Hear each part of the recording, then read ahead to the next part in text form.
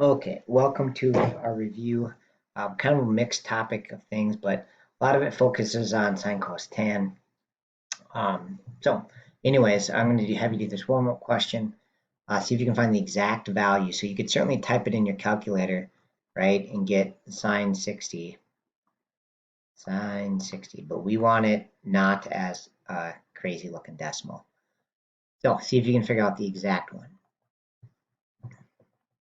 All right, so in order to do this, we need our 30, 60, 90 triangle. We just got to remember the side. So the hypotenuse is 1, and then the leg is just half of that. And then the longer leg, sorry, the short leg is half of it, and the longer leg is square root of 3 over 2. Okay, and so now that we have those labeled, we can do our sine ratio would just be op to hypotenuse. So the sine of 60 would be op root 3 over 2 square root of 3 over 2 divided by hypotenuse 1, and then when you divide by 1, that doesn't do anything. So the exact value of sine of 60 is square root of 3 over 2. And if we want to verify that, I can actually do my root 3 divided by 2, and then see that we get the answer that we got from our calculator. So as a non-decimal, there's our exact value. Okay, so we're just gonna do a bunch of review stuff from chapter 13, and then I hope to get to some like real life examples where I've used some tan cos tan stuff because I think they're kind of fun and interesting examples. All right, so first is just for periodic functions, just a function that repeats like this. So see if you can find the amplitude and period of this periodic function. Okay, so pause the video. As always, have your notebook out, try the questions before watching the solution. All right, so the period is how long it takes to repeat. So the easiest spot to look is like from the point to the point, and that's just 4 units, assuming we're going up by ones, which I think we are. So this goes from 2 to 6. So that's going to be 4 units. So that's our period. Okay, and then the amplitude is kind of half the height, which somebody told me in science class it's the full height. So sorry to make it confusing, but in math, we're going to do half the height. So this height would be 1, 2, 3. We can just count it. So the amplitude is half of that, 1.5. Okay. And you can also do subtract. So if you want the little formula for amplitude, you take 1/2 times the max minus the min. So the max here is 1 minus the min of -2. So we get 1/2 of 3, which is 1.5. Okay, so convert degrees to radians. Again, pause the video, see if you can figure it out. If you don't know where to start, the trick is 180 degrees is pi radians. So about 3 radians. So you got to use that fact. Okay, so we want to do 150 degrees and then x radians because we don't know how many radians for 150 degrees. So this ratio has to stay consistent with this other one called the proportion. Okay, and to solve this, just take 180 times x equals 150 times pi. And again, we don't want to actually multiply there. We want to leave our answer in terms of pi. So to get x, we just divide by 180 to cancel out the multiply. So our answer is just this thing reduced. So it definitely reduces to 15/18. Drop the zeros and then divide both of those by 3. So we get 5/6 pi. All right, so 150 degrees is 5/6 times pi radians. And you can just, again, leave it in terms of pi. Okay, so see what you remember about standard position angles. We want to draw kind of a goofy one, 540 degrees. All right, so for standard form, one side of the angle is always the positive x-axis. And now I just got to go up because it's positive. So I'm going to go this way. And then I have to go for 540 degrees. So once around would be 360. And then if we subtract that, I think what we have left is 180. So I'm going to go another 180 to end up right there. So I should have drawn this connected there, but That's a 540, positive 540 degree angle. Okay, it'd be coterminal with 180 or negative 180, right? Oh, I should draw the other side of the angle. All right, so there's the other side. So it's similar to a 180 degree angle or a negative 180 degree. Okay, exact values. This is, I think, by far the hardest thing we did. So I'm going to let you try another one here. Remember that unit circle, right, with radius 1. We're going to use that. So pause the video and give this a shot.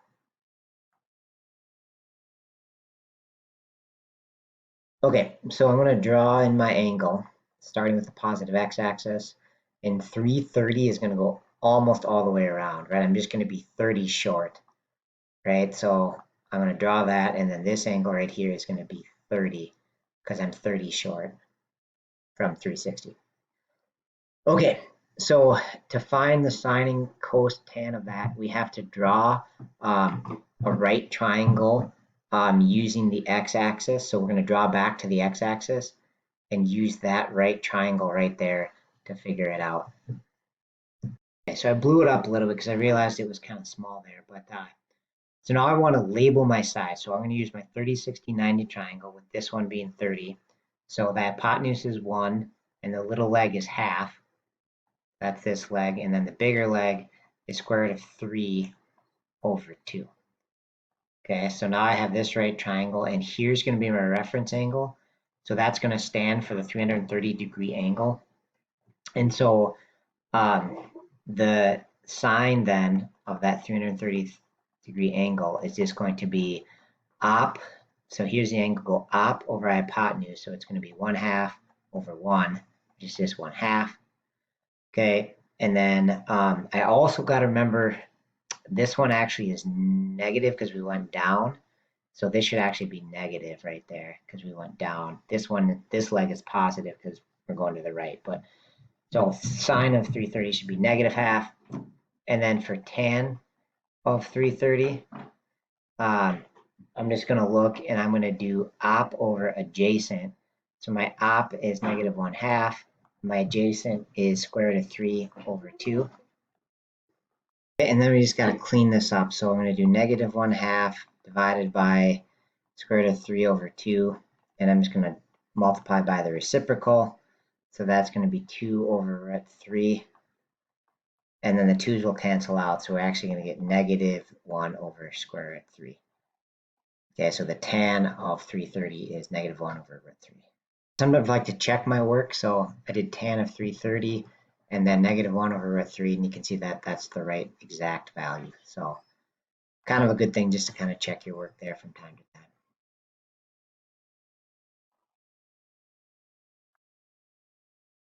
Okay, so I'm going to do just a little more with sine, cos, tan stuff.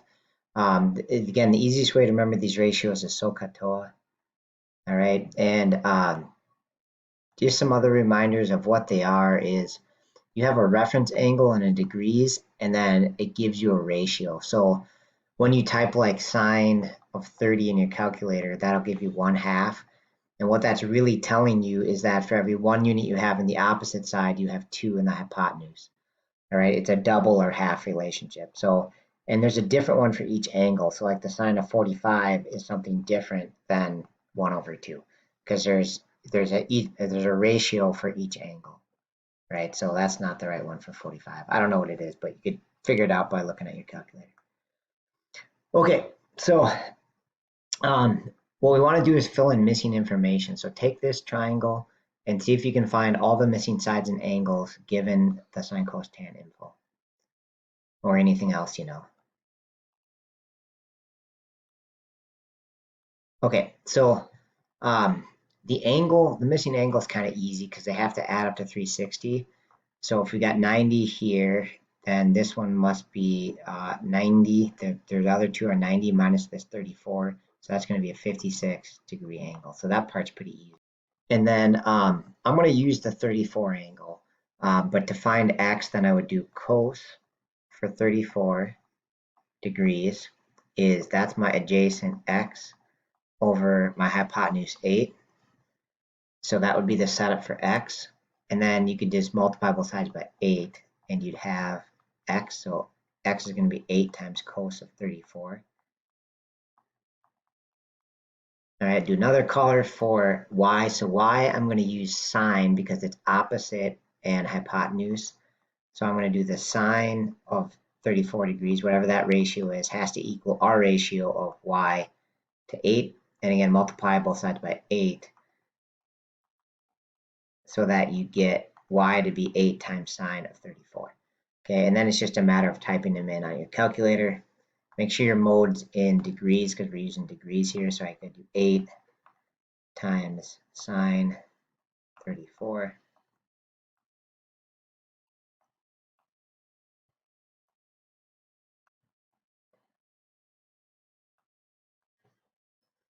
Okay, so we get about 4.5 and 6.6. So we have 4.5 for y and 6.6 for x.